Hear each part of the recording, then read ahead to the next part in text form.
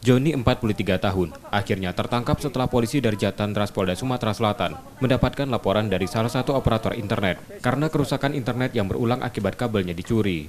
Tersangka melakukan pencurian kabel di Jalan Protokol Palembang.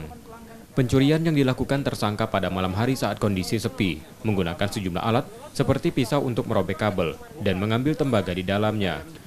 Kabel-kabel curian itu dijual tersangka pada pengepul barang bekas di Palembang.